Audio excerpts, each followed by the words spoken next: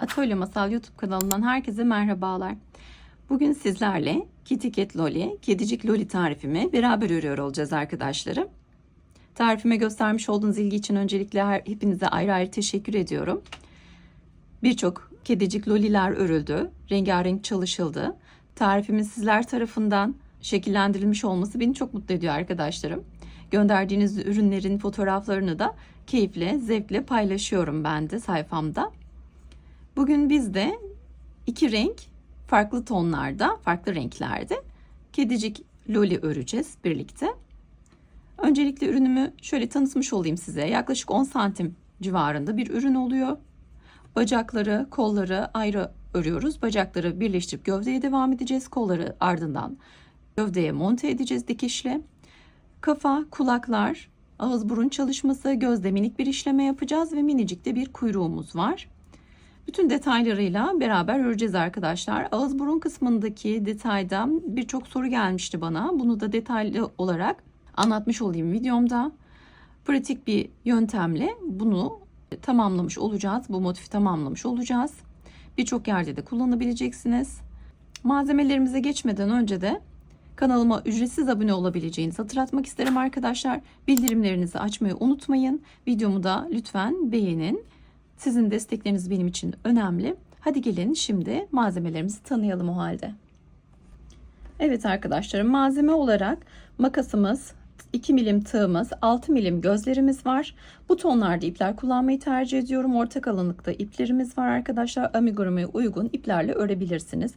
İp malzeme değişikliği olacağı için tabi boyutta da farklılık olacaktır. Minik burun detayı için de şöyle bir renk tercih ettim. Renkler dediğim gibi sizin tercihinizle elinizde şekillenecek bir ürün olacak. Hadi gelin o zaman şimdi tarifimize başlayalım. Kafa detayıyla başlayacağız arkadaşlarım. Öncelikle ana renk olarak sütlü kahve tonlarında bir ip tercih ettim ben. Şimdi sihirli halkamızla başlıyoruz. Sihirli halkamızın içerisine 6 tane sık iğne yapacağım. 1, 2, 3, 4, 5 ve 6. Sihirli halkamı kapatıyorum. Sihirli halka nasıl yapılır? Bununla ilgili de detaylıca bir videom var. Yeni başlayan arkadaşlarım için izlemesini tavsiye ederim. Bir üst sıraya geçiyorum arkadaşlarım. Dönerek öreceğiz. Herhangi bir renk geçişi yapmadığımız için burada teknik uygulamıyorum. Bu tekniklerle ilgili de yine videolarım var. Onları da izleyin mutlaka. Dönerek öreceğim için ilk sık iğnemin içerisine bir artırma yaparak başlıyorum arkadaşlarım. Her ilmeğe çift batıyoruz. Şu an 3. çift oluştu. 12 sık iğneye ulaşacağız arkadaşlar bu sırada. Ve son artırmamı yapacağım. 12. Hemen sayalım. Kontrol etmeyi unutmayın sayılarınızı. 2, 4, 6, 8, 10, 12. Farklı renkte iple hemen ilmek belirleyici oluşturalım. Evet. Şimdi bir üst sıraya geçiyorum arkadaşlar. Bir üst sırada bir ör, bir arttır yapıyorum. Bir ör, bir arttır. Bir sık iğne örüyorum. Bir diğer sık iğnenin içerisine bir arttırma yapıyorum. Bu işlemi de 6 kez tekrarlıyorum arkadaşlar. Bir örüyorum, bir arttırıyorum ve 6. son tekrarımı yapıyorum. 18 sık iğneye ulaşıyorum arkadaşlar. Şimdi bir üst sıraya geçiyorum. Bu üst sırada da 2 öreceğiz. Bir artıracağız. 2 tane sık iğne örüyorum. Bir sonraki ilmekte arttırıyorum. Bir sık iğne örüyorum. Bir sonraki ilmeğe bir sık iğne örüyorum. Üçüncü bir sonraki ilmeğimize de 2 tane batarak arttırma oluşturuyorum. 1, 2 düz, bir arttırma. Yine bu işlemi de sıra sonuna kadar biz 6 kez tekrarlamış oluyoruz arkadaşlar. Son kez yapıyorum. 1, 2 ör, 1 arttır. 24 sık iğneye ulaştık. Şimdi toplamda 24 sık iğneyi 3 sıra öreceğiz arkadaşlar. Bir sayalım sıramızı. Bir üst sırada sayıyorum. 1, 2, 3. 4, 5, 6, 7, 8, 9, 10, 11, 12, 13, 14, 15, 16, ipimi biraz çekeyim. 17, 18, 19, 20, 21, 22, 23, 24. 24 adet sık iğnemize ulaştık arkadaşlar. Şöyle ipimi alayım birazcık. Bir sık iğne düz örmüş olduk. Şimdi 2 sık iğne, 2 sıra daha 24 sık iğneyi öreceğiz arkadaşlar. Hemen hızlıca örelim.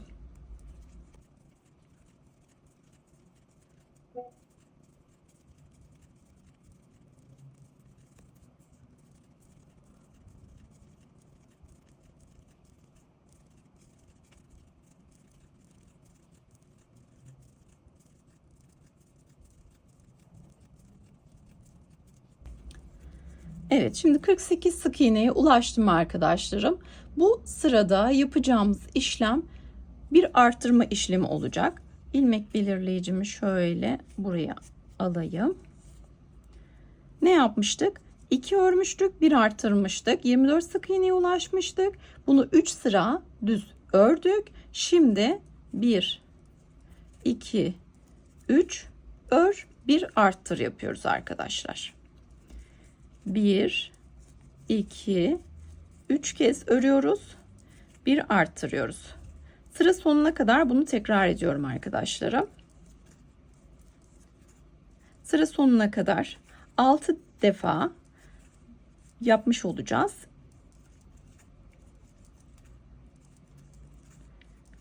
1, 2, 3 ör, 1 arttır. Son kez yapıyorum. 1, 2, 3 ör, 1 arttır. Evet, şimdi 30 sık iğneye ulaşmış olduk arkadaşlarım. Sayalım, kontrol edelim. 2, 4, 6, 8, 10, 12, 14, 16, 18, 20, 22, 24, 26, 28, 30. Evet. Şimdi toplamda 3 sıra herhangi bir arttırma, eksiltme ya da farklı bir işlem yapmadan düz öreceğiz arkadaşlar. Hadi hızlıca örelim.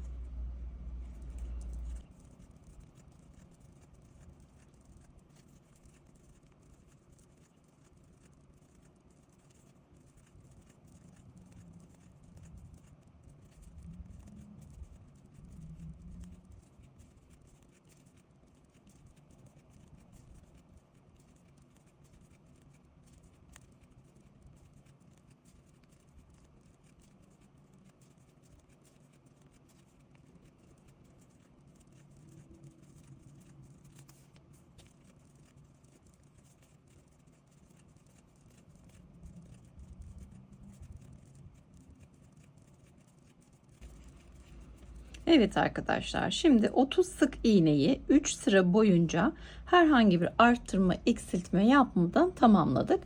Bu sıradaki ilmeğe bir üst sıradaki oluşacak ilmekle arasına gözlerimizi takacağız. Bunları zaten göz takarken yine anlatacağım ben size. Şimdi bir üst sıradayız. 36 sık iğneye ulaşacağız arkadaşlar. Ama 6 arttırma arda arda yapmayacağız. Farklı şekilde devam edeceğiz. Şöyle ilmek belirleyicimi alayım. 1, 2, 3, 4, 5, 6 sık iğne örüyoruz arkadaşlar. 6 sık iğne sonrasında 1, 2, 3 kez arttırma yapıyorum arkadaşlarım. Bakın 6 sık iğne ördük. 1, 2, 3 defa arttırma yaptım. Şimdi 12 sık iğne örüyoruz herhangi bir şey yapmadan. 1, 2, 3, 4, 5, 6, 7, 8, 9, 10, 11 ve 12. 12 sık iğne düz ördük. Şimdi tekrar 3 arttırma yapıyorum. 1, 2, 3 kez arttırmamızı yaptık. Geri kalan 6 ilmeği düz örüyorum. 1, 2, 3, 4, 5, 6. Toplamda 36 sık iğneye ulaştık arkadaşlar. Hemen teyit edelim. 1, 2, 3, 4, 5, 6, 7, 8, 9, 10, 11, 12, 13, 14, 15. Devam ediyorum. 16, 17, 18, 19, 20, 21, 22, 23, 24, 25, 26, 27, 28, 29, 30, 31, 32, 33, 34, 35 ve 36. Bir sıra daha düz öreceğiz arkadaşlar. 36 ilmekle bir sıra daha örüyorum. Yani toplamda herhangi bir işlem yapmadan 2 sıra düz örmüş olacağız. Hemen hızlıca bu sıramı da tamamlıyorum.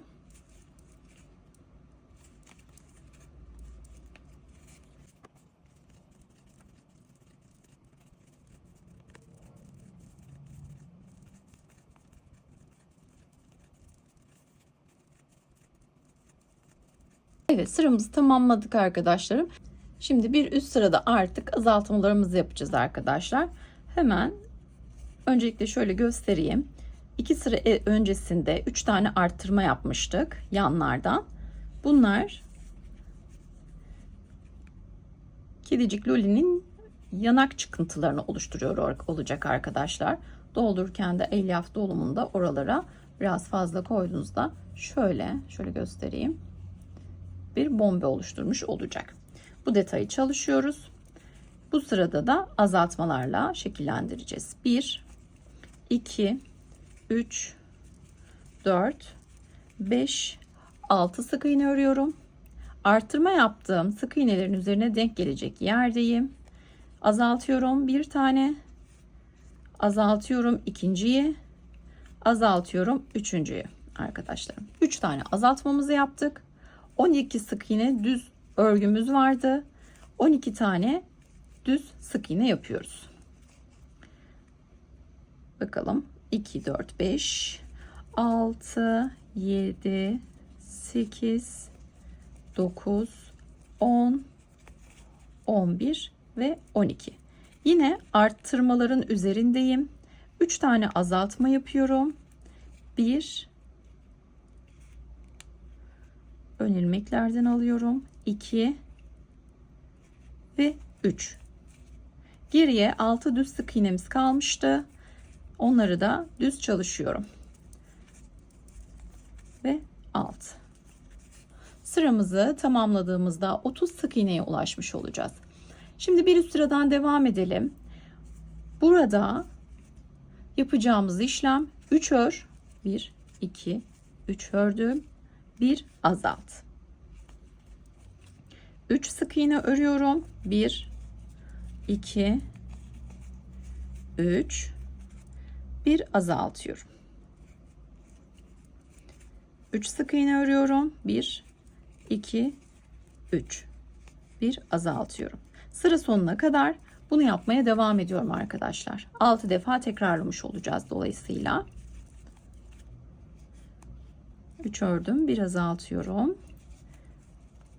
1, 2, 3 örüyorum. 1 azaltıyorum. 1, 2, 3 örüyorum ve son azaltmamı yapıyorum arkadaşlar. Sırayı tamamlıyoruz. Sıra sonunda 24 sık iğneye ulaşmış oluyoruz arkadaşlar. Şimdi yavaş yavaş bu sıralardan sonra elyaf dolumuna başlayabiliriz. Öncesinde gözlerimizi takalım. 6 milim gözlerimiz olacak. Hemen bir çift 6 milim göz alıyorum. Göz kilitleyicilerimizi de alalım. Şimdi daha önce belirtmiş olduğum 11. ve 12. sıralar arasına denk gelecek. Gözü takarken şu yanak çıkıntılarını yanlara gelecek şekilde örgümü ayarlıyorum arkadaşlar. Ve başlıyorum saymaya. Şu tepe noktasından başlıyorum. 2, 4, 6, 8, 10, 11. sıradayım. Şöyle yapalım. 10. sıraya gelelim. 10 ve 11. sıra arasına takalım. Bunu ortalıyorum arkadaşlar. Tam ortadayım. Arada 2 sık iğne bırakacağız. Gözleri taktıktan sonra yani nasıl olacak? Şöyle diyeyim ben size. Şu şekilde bırakmış olacağız. Şuradan gözümüzü takalım. Bir bakalım. Şöyle makasla birazcık aralayayım. Arkadaşlar. Evet. Şimdi bunu oranlıyorum. 2 sık iğne bırakacağım. Şuradan takıyorum arkadaşlar.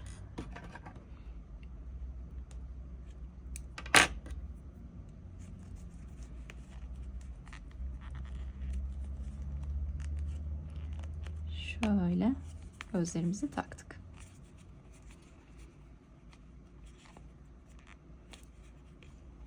Kendinize göre de ayarlayabilirsiniz isterseniz. Gözlerimizi kilitliyoruz. Çocuklarımızın oynayacağı oyuncaklarda mutlaka mühürleme işlemini yapın arkadaşlarım. Bununla ilgili de bir videom var.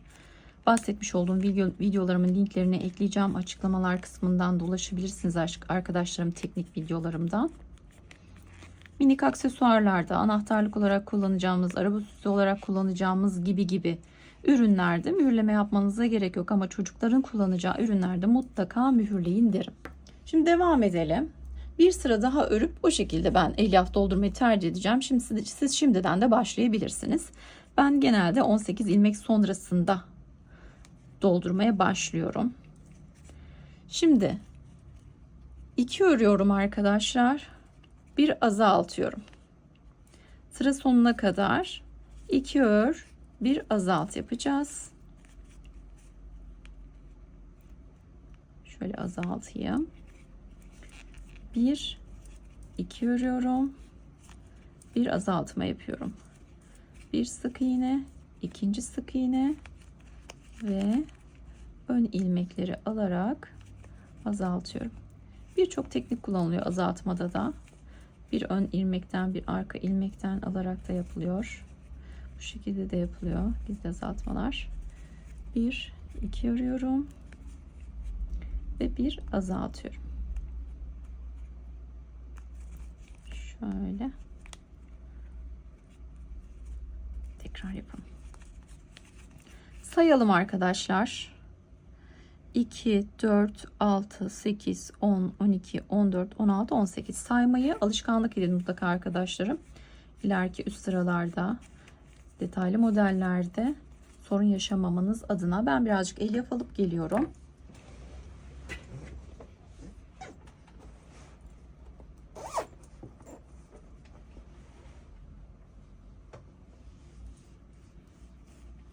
Evet, şimdi elyafımızı dolduralım.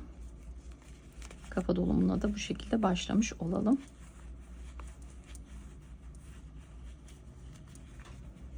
Şöyle el yordamıyla, tığ yardımıyla, isterseniz cımbız, elyaf cımbızı kullanarak doldurabilirsiniz kafayı. Tepe noktasında güzel bir dolum yapın ve boyuna doğru ilerleyin. Yanak kısımlarında yapmış olduğumuz çıkıntıları elyaf yerleştirirken dikkatli yerleştirin lütfen.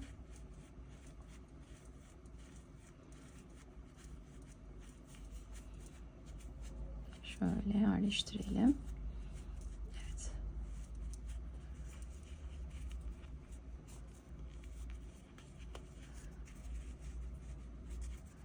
Bir miktar daha gerekecek.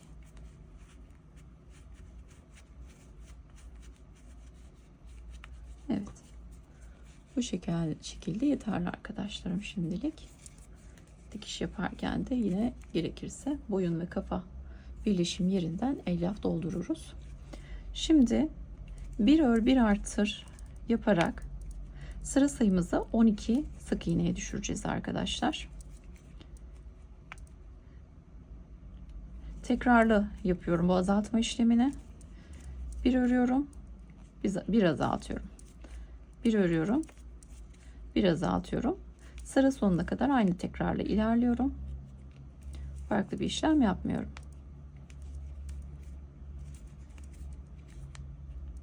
Ve 12 sık iğneye ulaşmış oluyorum. Evet. Kafamızı bu şekilde bitirmiş olduk arkadaşlar. Kafa detayı bu kadar. İpimi kesiyorum burada arkadaşlar. Ve kulaklarla devam edelim. Evet arkadaşlar, şimdi kulak detayıyla devam edeceğiz. Çift renk öreceğiz. Yeşil bir yeşil tonu, bir de ağırlık olarak kahve tonu seçmiştim ben. Kulaklarda farklı renk sıralaması var. Sıra sayıları var. Bunları şimdi belirterek size başlayacağız arkadaşlar. Öncelikle birinci kulağımızı örelim. Yeşil renkli ipimi alıyorum. Sihirli halkamı oluşturdum. İçerisine 6 tane sık iğne yapıyorum arkadaşlar. Şöyle sıkıştırayım. 3, 4, 5 ve 6. Sıkıştırıyorum sihirli halkamı. Bir üst sıraya geçiyorum. 6 sık iğne yine çalışacağım. 1, 2, herhangi bir arttırma yapmıyorum. 3, 4. Elinizle şekil vererek yapın, kıvrılmasın arkadaşlar. 5, dışarıya doğru çekerek yapın. 6. Şöyle parmaklarımla şekillendiriyorum. Şimdi şuraya ilmek belirleyici olarak ipimi yerleştireyim. Bir sonraki sık iğneden, yani bir önceki sıramızın ilk sık iğnesinden başlıyorum. Bir artırma yapacağım. Şöyle birinci sık iğne, şöyle ikinci sık iğne, bir artırmamı yaptım. 2 sık iğne örüyorum. 1, 2, tekrar bir arttırma yapıyorum ve tekrar 2 sık iğne düz örüyorum. 2 tane arttırmamız olmuş oldu. 8 sık iğneye ulaşmış olduk arkadaşlar. Şimdi bir üst sıraya geçiyoruz. Bir sık iğne yapıyorum. Bir sonraki ilmeğe bir arttırma yapıyorum. Bir sonraki ilmekte bir sık iğne, 2 sık iğne, 3 sık iğne düz örüyorum ve artırmanın üstüne yine bir arttırma yapıyorum arkadaşlar. Kalan 2 sık iğnemi de düz örüyorum. Herhangi bir şey yapmadan. 2 tane arttırma yaptık. 10 sık iğnemiz oldu. Şimdi renk değiştirelim arkadaşlarım. Ana rengimize geçelim. Şöyle ipimi alayım.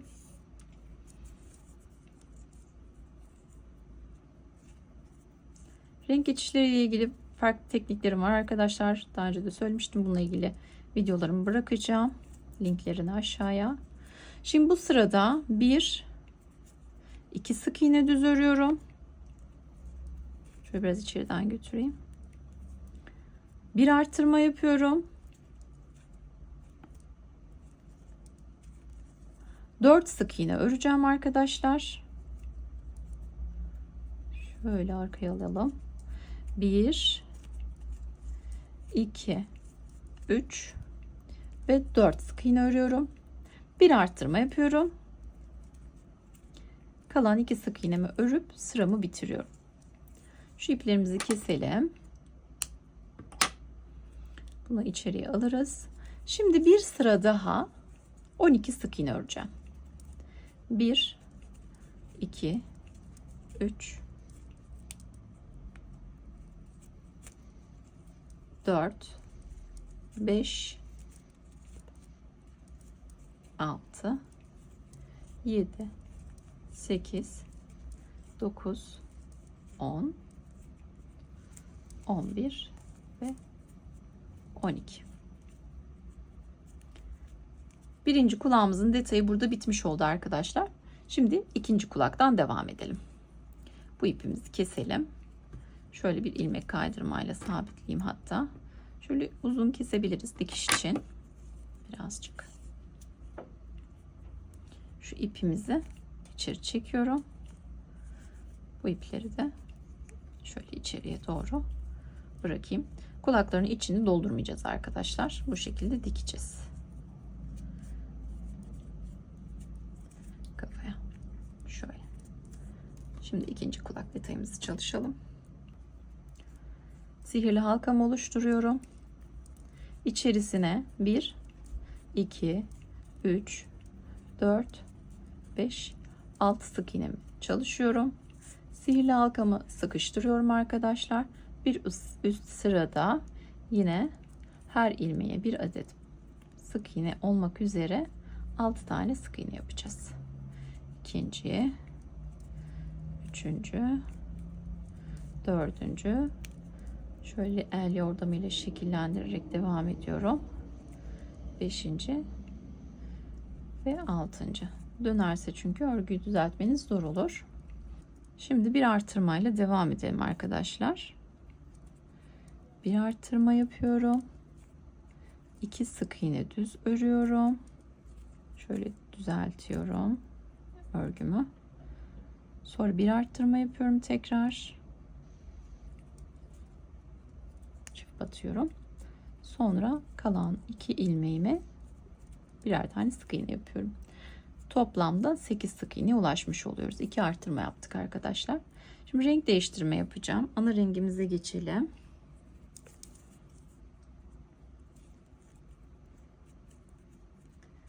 Evet. Bir üst sırada diğer ana rengimizle devam edeceğim. Şimdi bir örüyorum, bir arttırıyorum arkadaşlar. Sonra 3 tane sık iğne yapıyoruz. Bir sonrakine 2, bir sonrakine 3 sık iğnemiz oldu. Şimdi bir artırma yapıyorum. Bir artırmamızı yaptım. Kalan 2 ilmeğe sık iğne yapıyorum birer tane. Şu ipimizi keselim, kullanmayacağız.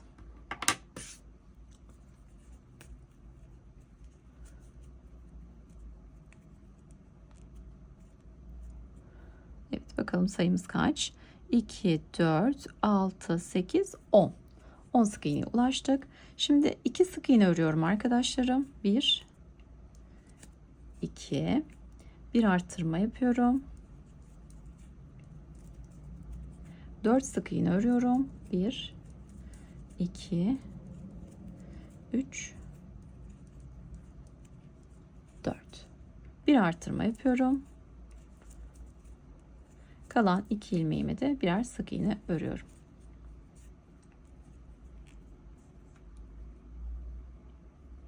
Şimdi bir sırada düz yine 1, 2, 3, 4, 5, 6, 7, 8, 9, 10, 11, 12 sık iğne örüyorum ve kulağımın ikinci kulağımı da burada bitirmiş oluyorum. Şöyle bir ilmek kaydırmayla ipimi sabitliyorum ve uzunca dikiş için kesiyorum arkadaşlar. İkinci kulağımız da bu şekilde hazır olmuş oldu. İplerimin ucunu kulağıma yerleştiriyorum. Bu kulakları dediğim gibi doldurmadan dikişlerini yapacağız arkadaşlar. Kulaklarımız da hazır oldu. Şimdi dilerseniz kafayla devam edelim. Göz işlemelerini, minik detayları verelim. Burnunu yapalım, kulaklarına dikelim. Hadi öncelikle burnundan devam edelim. Bunun için bir tık kalın beyaz ip tercih ettim ben. Normal kullandığınız bu renkli iplere göre bir tık kalın olsa daha güzel olur arkadaşlar.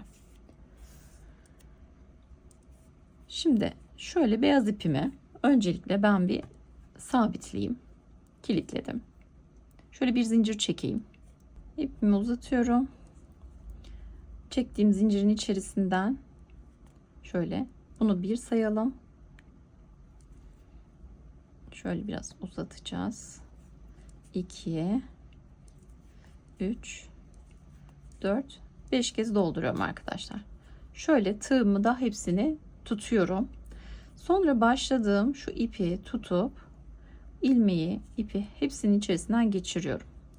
Ve buradan ipi alıp bir sık iğne ile birleştiriyorum. Şöyle bir zincir çekip kilitleyelim. Şöyle biraz sıkıştıralım. Aynı işlemi tekrar edelim. Uzunca ip alıyorum. Şu oluşan deliğe 2 3 4 5 kez, bunu 4 kez dolum yapalım arkadaşlar. Çünkü birazdan burada kullanacağım bir ip daha olacak. Aynı şekilde kapatalım dördünü. Bir zincir çekelim. İpi uzatıyorum ve ortaya bağlıyorum arkadaşlar. Aynı boyutta olsun. Ayrı düşmesin. Onu şöyle elinizle ölçerek yapın. Şöyle alalım. İlmek kaydırma ile birleştirip bir zincirle sabitleyebilirsiniz. Şimdi 5 olmuş oldu. Şöyle düzeltelim. Evet. Şimdi ortaya geldik. Ortadan yine aynı şekilde ip alıyorum. Uzatıyorum ilmeğimi. 2 3 aynı boylarda olmalı. 4 ve 5 tutuyorum. Hepsinden geçiriyorum ve şuradan aldığım ilmekle hepsini sık iğne ile birleştiriyorum. Şöyle sabitleyelim. Ve tamamlamış olduk arkadaşlar. Gördüğünüz gibi bu bizim için yeterli bir motif oldu. Şöyle elimizle şekillendirelim. Evet, bakalım. Şöyle kafaya alıyorum. Şuralardan dikiş yapacağım arkadaşlar. Şöyle göz altından şuralardan yapabiliriz. İğnemi alayım ben. Öncelikle ipimiz uzun keselim. Dikiş için hazırlamış olalım. Şuradan dikiş iğnemi alacağım. İğneliklerimi soran arkadaşlarım oluyor. Bu iğneliğimi de yine videoda beraber örmüş olduğumuz iğneliklerden biri arkadaşlar. Linkini bırakırım. Onu da örmek isterseniz siz de çalışabilirsiniz. Şimdi şöyle içinden geçirelim, sabitleyelim. Şuralardan şöyle iğne yardımıyla da sabitleyip kolaylıkla dikebiliriz. Şöyle şunu da şuradan ortadan sabitleyelim. Bakın bu şekilde bir hal olacak. Gördünüz mü? Şuradan ilk girişimi yapıyorum. Karşıdan çıkacağım arkadaşlar. Eşit yapmak adına gözün bir sıra altından dikiyorum. Buradan da alalım. Bunu da bir sabitleyelim. Tekrar geldiğim noktaya tekrar dönüyorum. Evet. Şimdi buradan yine alayım. Sabitleyelim.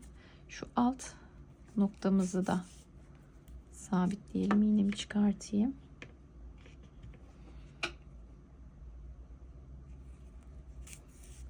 Hangi noktalardan dikiş yapacağınızı zaten görüyor olacaksınız.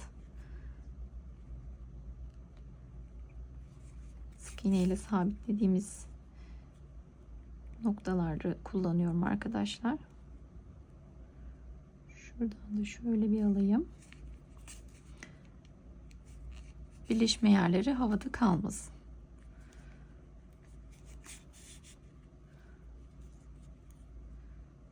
Şimdi burayı da sabitleyelim.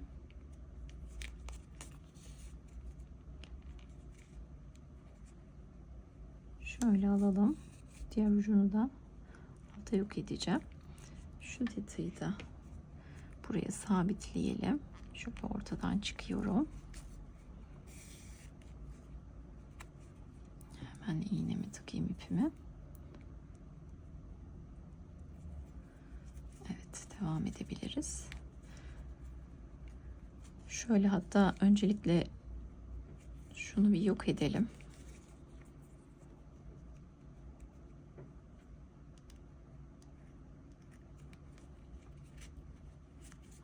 Evet. Şimdi daha kolay bir işlem olacak devam etmek. Yoksa karışıyor. Şöyle alalım. Şöyle şeklini düzelte dikin arkadaşlar. Evet. Şu orta noktadan alalım. Burada da renkli bir ip çalışması yapacağız. Şöyle aşağıda ipimi sabitleyip içeriden çekeceğim arkadaşlar.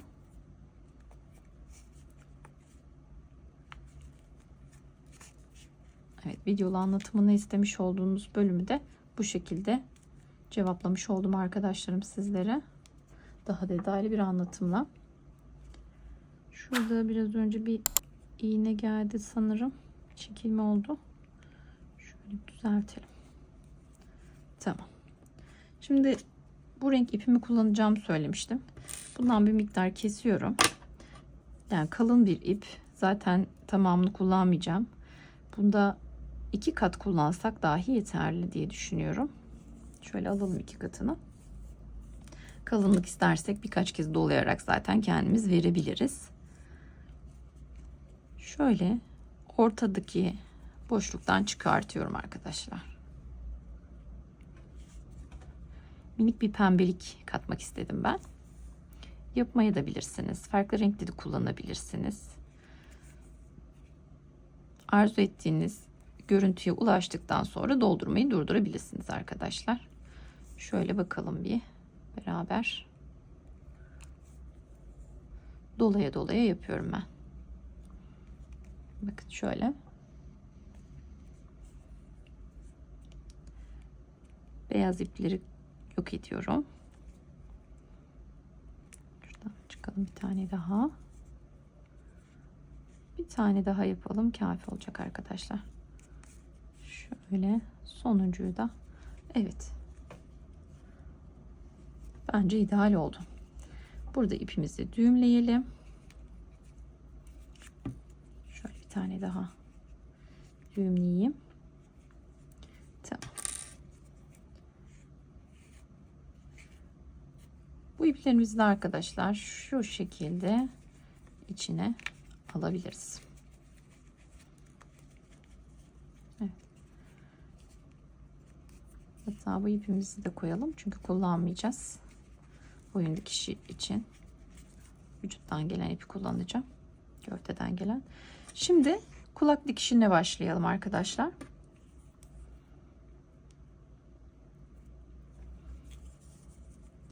Yerlerini belirleyelim.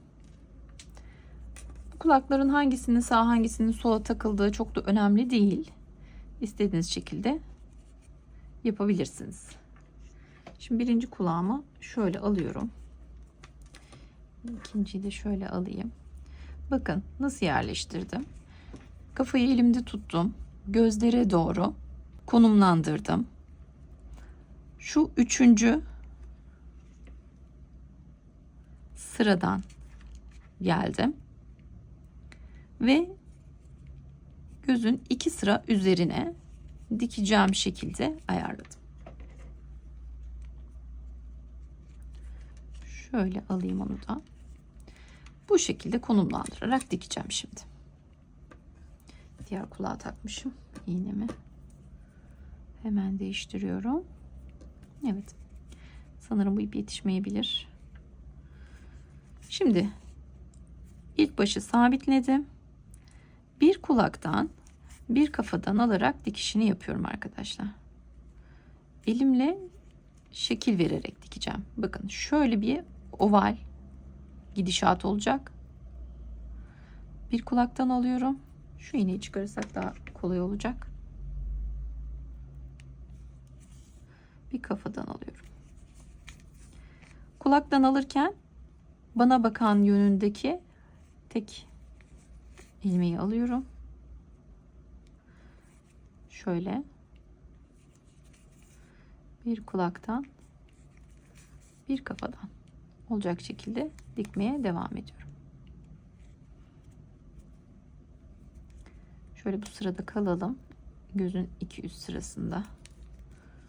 Daha fazla inmeyelim aşağıya. Bu iğnemi de alıyorum. Tam köşesine gelmiş olduk. Şurada şöyle 2 kez yapabilirim. Devam ediyorum. Bir şöyle iç sıraya gidiyormuşçasına.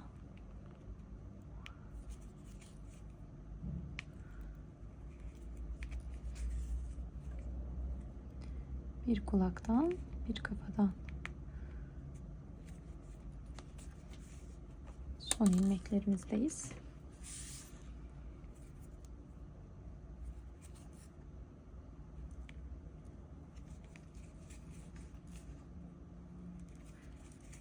Şöyle sıkıştıra sıkıştıra dikin arkadaşlar. Evet, tam tepe noktasındayız. Son ilmeğimi alıyorum. Şöyle sabitliyorum. Ve uzak bir noktadan çıkartıyorum. Şöyle dikişi yerleştiriyorum. Kulağımı şöyle şekillendiriyorum. Şeklini düzeltiyorum. Bakın. Bu şekilde bir dikiş örgümüz için uygun. Şöyle biraz yakından göstereyim. Evet. Hatta şuradan çıkartalım. Şu belirleyicimizi artık alalım. Ve diğer kulağımızın dikişine de başlayalım arkadaşlar.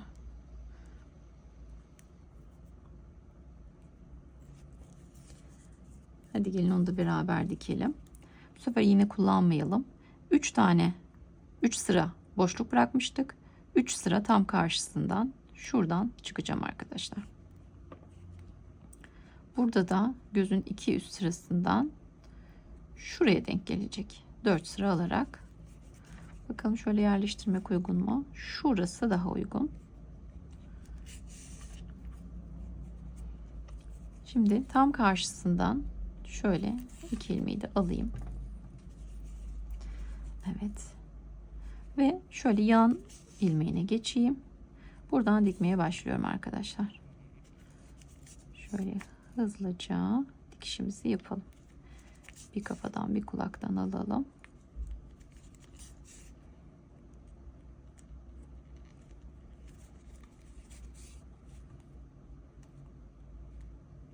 Evet. Şimdi tepedeyiz. Şöyle tek alsam daha kolay olacak. Şöyle çıkarıyorum yan ilmekten.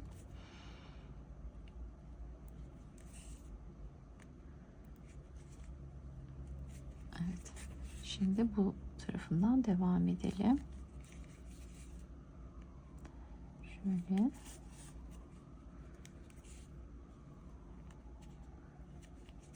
İlmek atlamıyorum arkadaşlar. Her ilmeği muhakkak kullanın, dikin.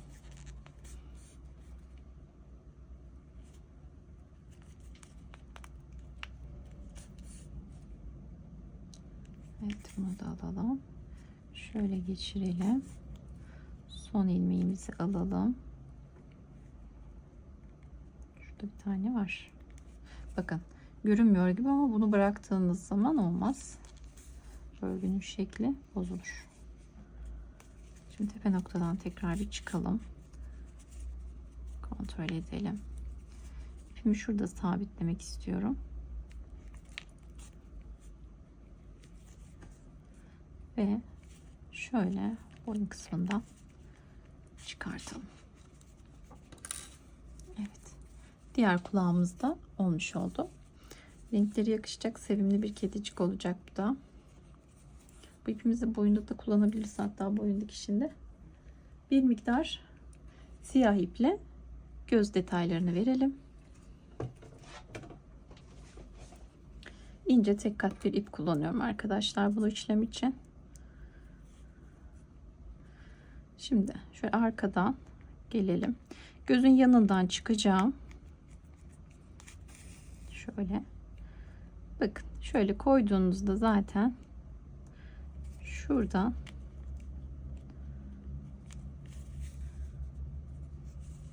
ne kadar değiştirdi ifadesini. Gördünüz mü? minik dokunuşlar farklı görüntüler ortaya çıkartıyor arkadaşlarım. Şöyle sabitleyelim ipimizi. Düğümlüyorum. Şöyle içinden geçirelim. İpi kesiyorum. Sonra diğerini de yapalım. Şöyle gözün yanından çıkıyorum.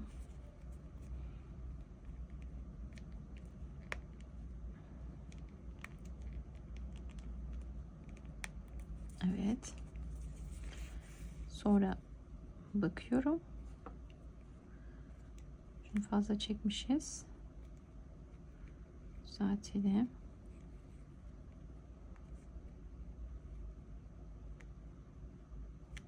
Evet.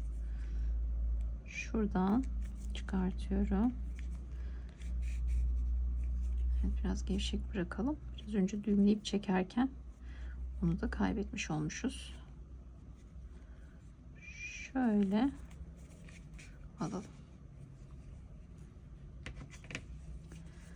Evet. Şimdi şu ipimi de çekeceğim arkadaşlar. Şuradakini de çekelim.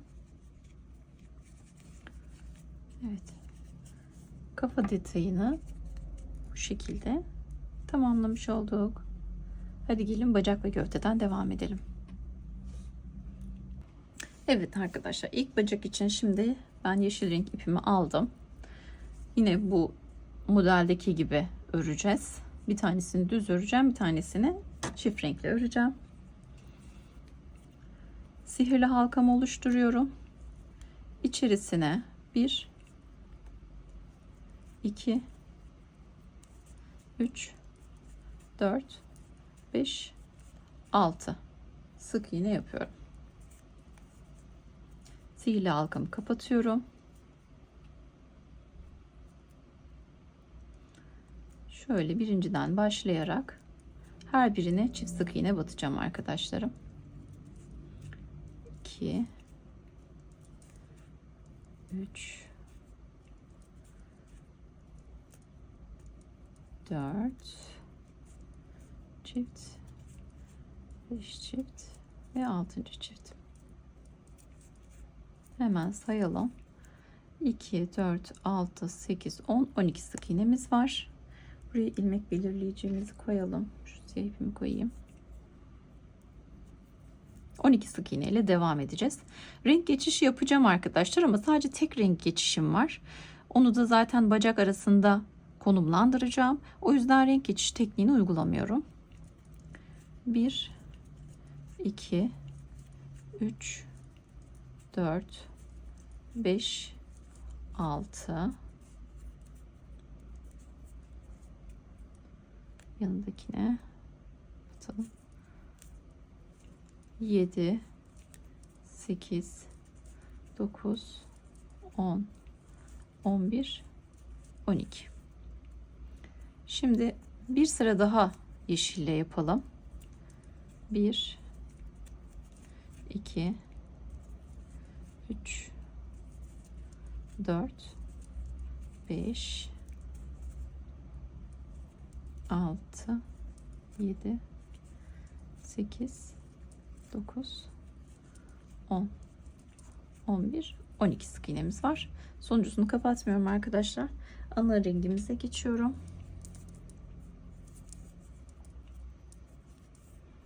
Şu renk geçişimizi yapalım.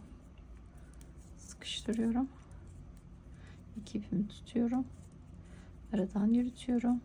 1 2 şöyle arkaya atayım. 3 4 5 6 7 8 9 10 11 ve 12. Şu ipimizi keselim. Yeşil renge devam etmeyeceğiz. Şöyle iplerimin ucunu içeriye bırakıyorum. Bir sıra daha 12'ye örelim arkadaşlar.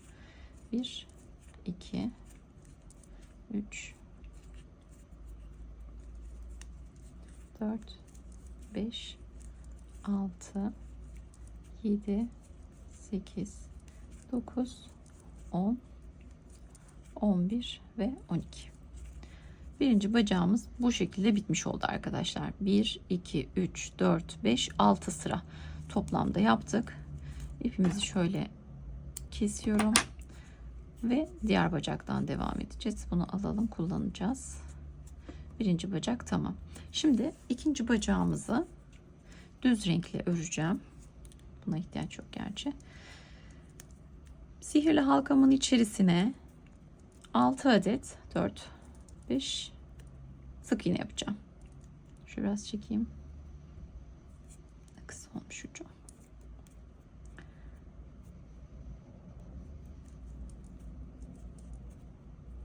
Evet. Bakın kaç tane oldu? 2, 4, 6 tane sık iğnemiz var. Sıkıştırıyorum arkadaşlar. İlk sık iğnemi batıyorum.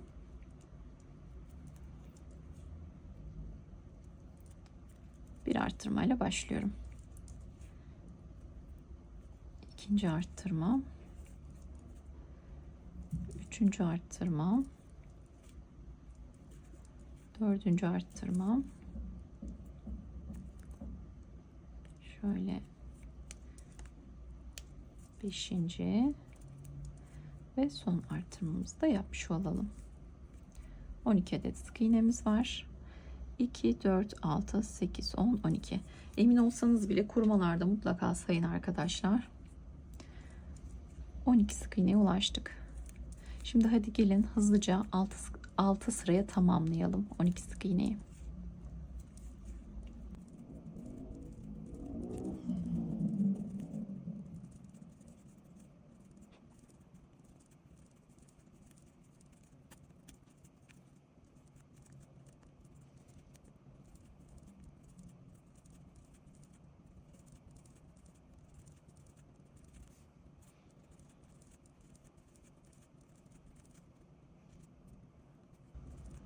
Evet arkadaşlar. Şimdi 12 sık iğneyi 6 sıra düz örerek tamamladık.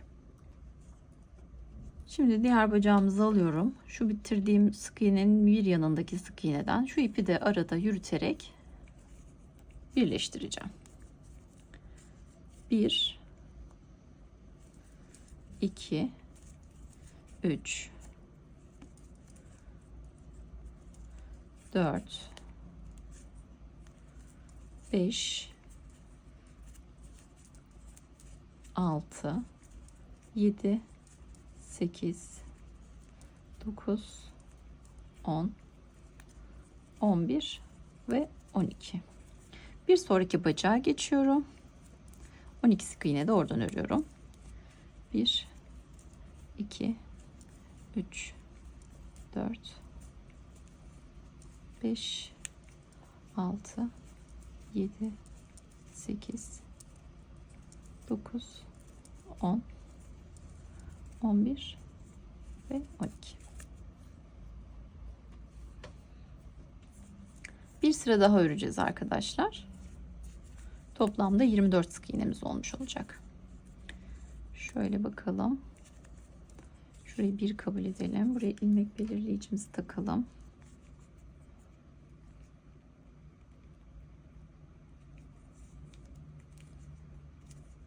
Şöyle siyah ipimi alayım buraya. 2 3 4 5 6 7 8 9 10 11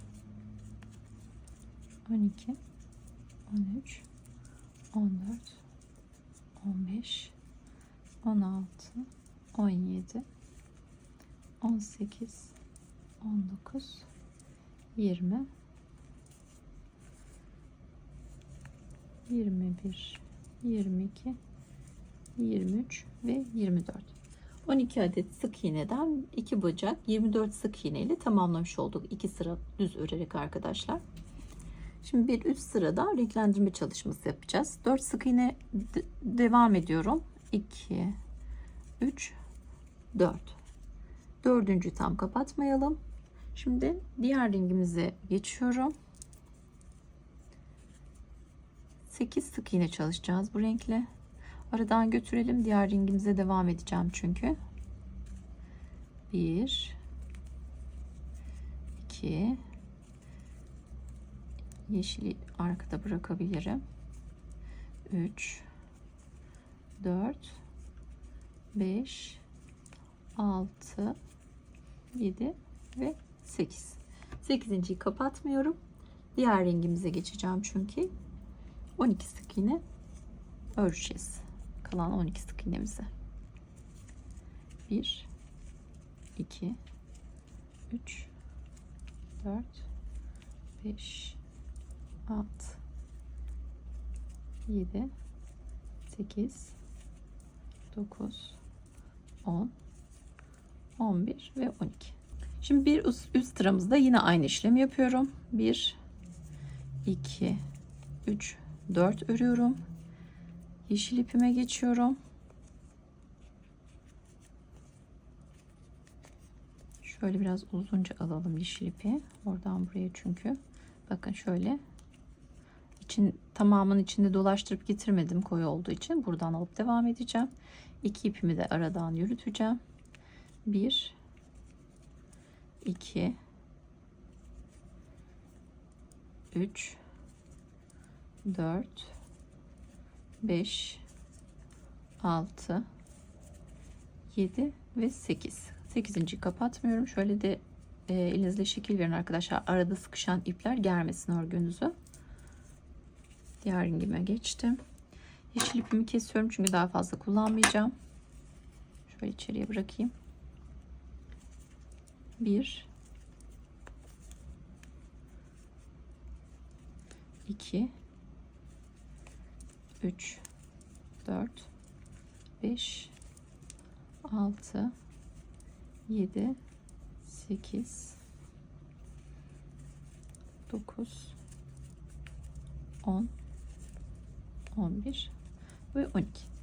Sıramızı tamamlamış olduk. Şimdi düz öreceğiz arkadaşlar. Renk değiştirme yapmıyorum. Her ilmeğe bir sık iğne örüyorum. 3 4 5 6 7 8 9 10 11 12 13 14 15 16 17 18 19 20 21 22 23 ve 24 sıramızı tamamladık arkadaşlar. Şimdi her iki yandan birer eksiltme yapacağız arkadaşlar.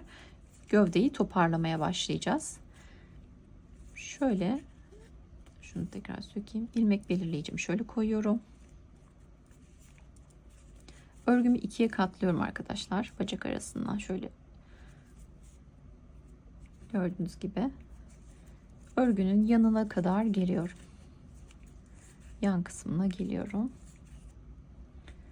Şurası bacak yanı bir azaltma yapıyorum. Devam ediyorum.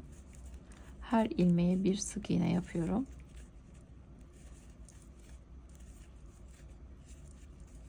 Diğer bacağın yanına ulaşacağız arkadaşlar. Bakın katlıyorum. Azaltmamı tutuyorum. Diğer bacak yanından bir azaltma yapıyorum. Ve kalan ilmeklerime de birer sık iğne örerek sırayı tamamlıyorum. Sıra sonunda 22 tane sık iğnemiz oluşmuş oldu.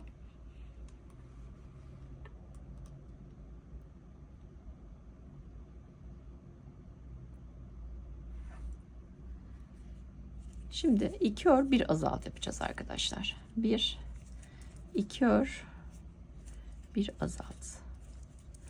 1 2 ör 1 azalt. 2 2 ör, bir azalt, 3. Bu ipler bugün çok dolaştı. 1 2 ör, bir azalt, dördüncü kez oldu. 1 2 ör, bir azalt ve düğüm geldi. 5 oldu. Şöyle içeride bırakalım onu. Kalan 2 ilmeğimi de ördüm arkadaşlar. Şimdi sayalım. 2 4 6 8 10 12 14 16 ve 17 tane sık iğnemiz var arkadaşlar. Burada elyaf dolumuna başlayabiliriz. Elyaf dolumu yapalım. Bacak diplerinden güzelce doldurarak yukarıya doğru çıkacağız arkadaşlar. Evet.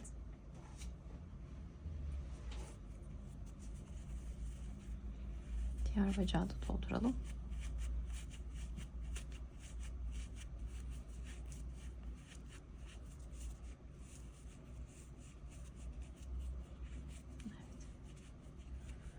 Ördükçe de doldurmaya devam edeceğiz. Şimdi bir ör bir azaltla devam ediyorum arkadaşlar. Bir örüyorum, bir azaltıyorum.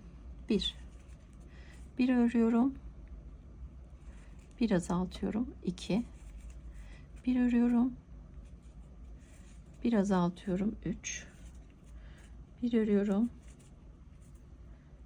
bir azaltıyorum. 4 bir örüyorum, bir azaltıyorum.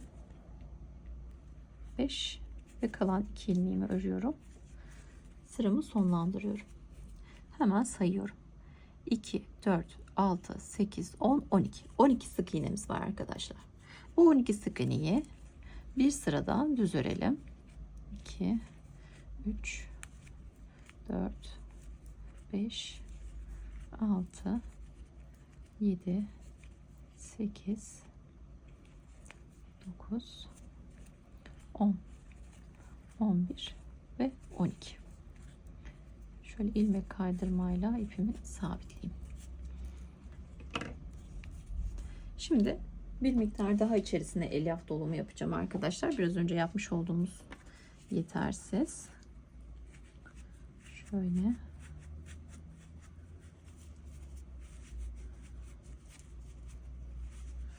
tamamen dolarak geldiğinden emin oluyorum.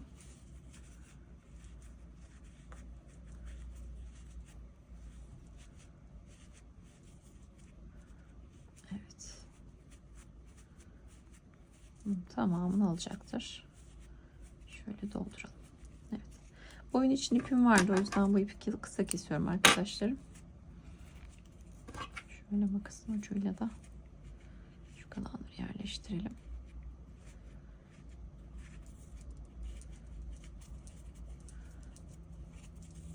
İlmek belirleyicimi alıyorum.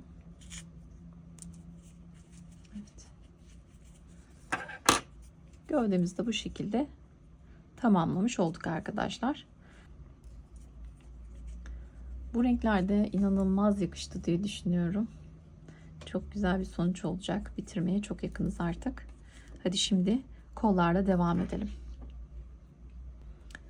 Evet, yeşil renk ipimle başlıyorum. Yine bu kedimizdeki gibi kol başları koyu yeşil yani öreceğim ve ana gövde rengimizle örmeye devam edeceğim arkadaşlar. Hemen sihirli halkamı yapıyorum.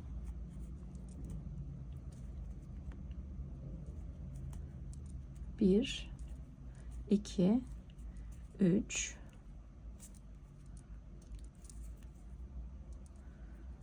4, 5, 6 sık iğne ile oluşturuyorum sihirli halkamı. Sıkıştırıyorum arkadaşlar. İlk sık iğnemden başlıyorum. 1, arttırma eksiltme yapmıyorum. 2, 3, her ilmeğe bir sık iğne olacak şekilde devam ediyorum. 4, 5 ve 6. şeklini koruyarak devam ediyorum örgü dönmesin diye. 2 sıra yeterli arkadaşlar. Şimdi renk geçişi yapalım. Ana rengimize geçiyorum.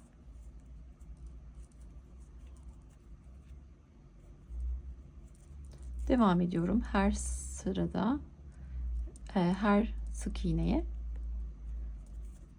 bir sık iğne yaparak 3. Şu yeşil ipi kesebiliriz. Kullanmayacağız.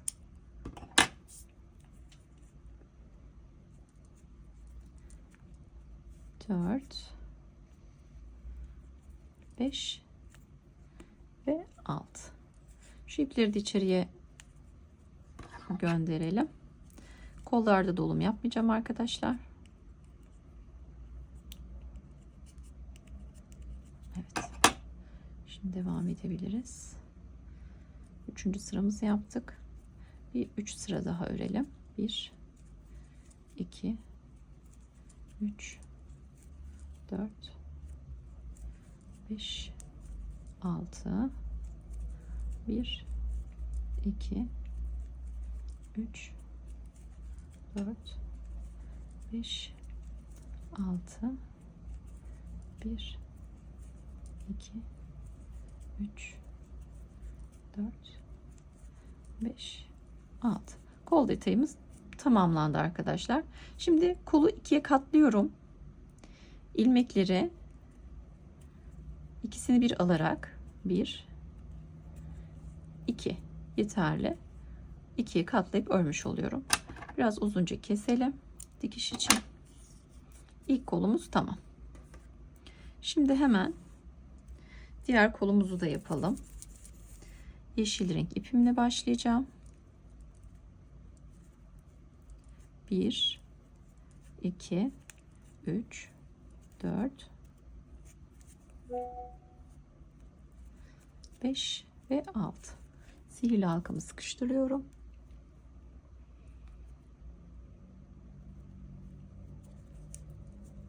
Her bir ilmeğe bir sık iğne örerek devam ediyorum. 4 5 ve 6. Şöyle şeklini düzelteyim.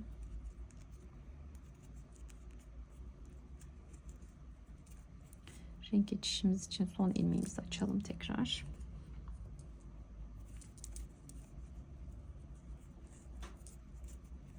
Diğer rengime geçiyorum.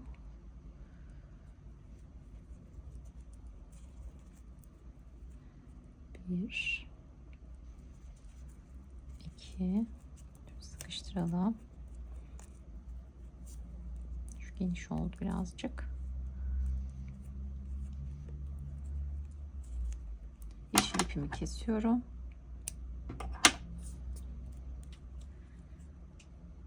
Ve örmeye devam ediyorum. 3 4 5 6 sık iğne. Bu ipleri içeriye gönderelim. Örerken bizi zorlayacak çünkü. Şimdi örmesi daha kolay. 1 2 3 4 5 6 1 2 3 4 5 6. Son sıramdayım. 1 2 3 4 5 6. 2'ye katlıyorum. 2 ilmeği 1 2 ilmeği 1 alıyorum. Sık iğne ile birleştiriyorum. Uzunca bir ip kesiyorum dikiş için ve ikinci kolumu da tamamlamış oluyorum. Hadi şimdi dikişlerini çalışalım arkadaşlar kolları. Öncelikle kafayı gövdeye dikelim.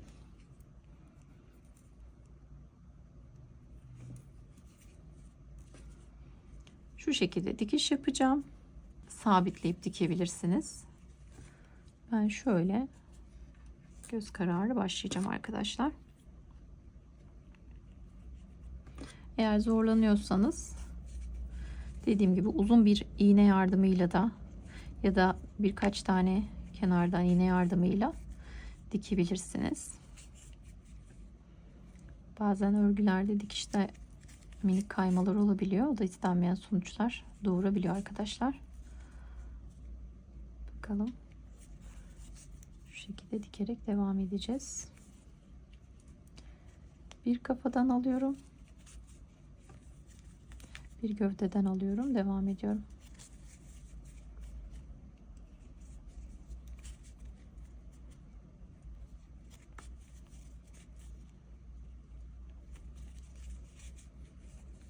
Şöyle alıyorum arkadaşlar. Gövdeden de aynı şekilde alıyorum.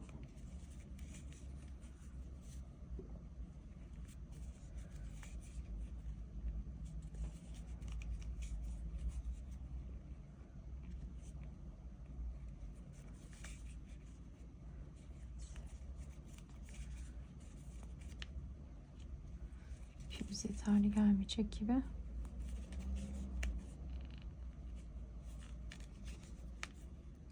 Bunu burada bırakayım arkadaşlar. Koldan gelecek olan iple devam edeceğim. Şimdi kollarımızı dikelim.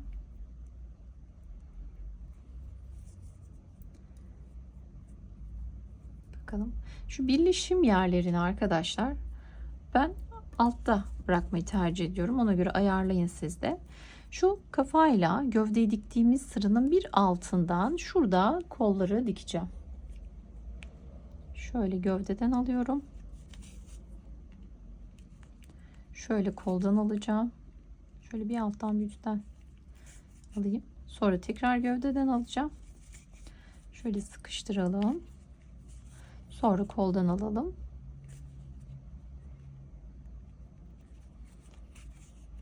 Bakın bu şekilde bile dikiş yeterli. Evet. Ama şöyle bir tane de kolun şu yanından alalım. Kalkmasın. Evet. Şimdi şu kafanın yarım kalan yerini de bu iple tamamlamış olacağım. Şurada bir düğümlüyorum öncelikle.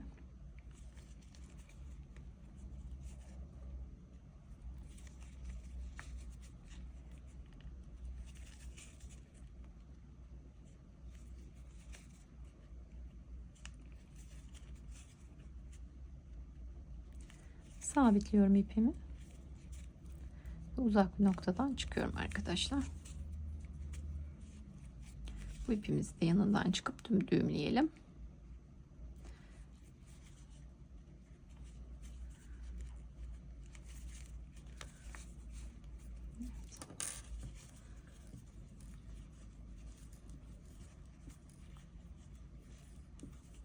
Bunları da içeriye çekeceğiz arkadaşlar. Evet. Şimdi diğer kolumuzu dikelim.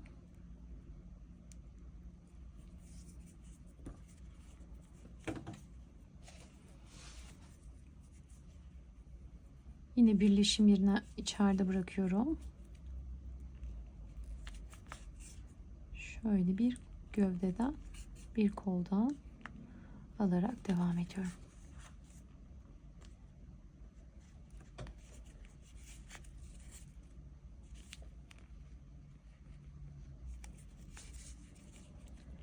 Şöyle kol yanından alalım.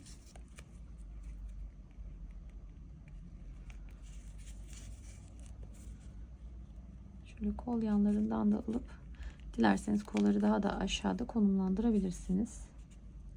Bu şekilde de kullanabilirsiniz. Şöyle bakın. Bir alt sıralardan aldığınız zaman kolu gövdeyi bitişik dikmiş oluyorsunuz. Bir tanesini böyle, bir tanesini böyle kullanalım. Ne dersiniz? Şimdi şuradaki iplerle düğümleyip içeriye çekeyim arkadaşlar.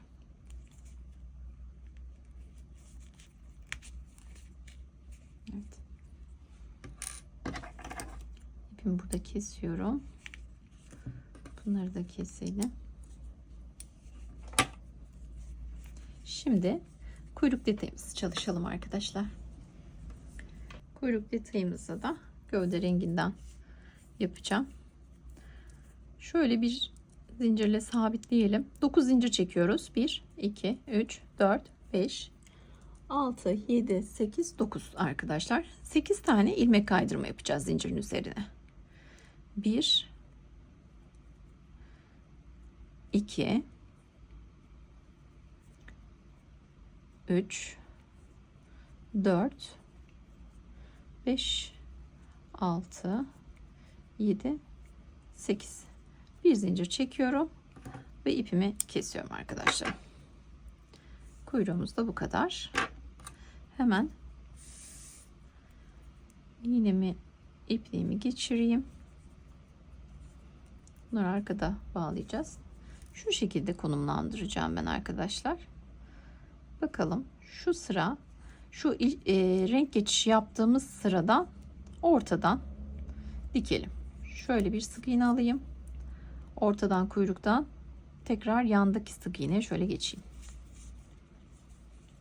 Burada bu iple bir düğümleyelim. Bir kez daha düğümleyelim. Uzak bir yerden çıkalım.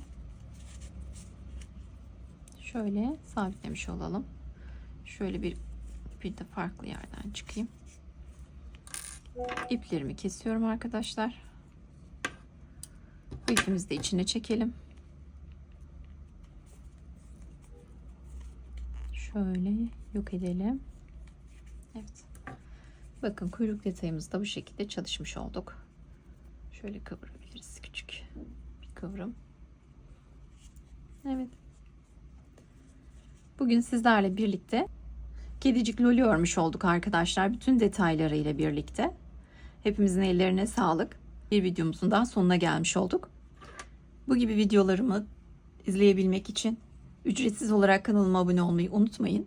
Bildirimlerinizi açmayı ve videomu beğenmeyi de ihmal etmeyin lütfen. Sizlerin geri dönüşleri benim için değerli.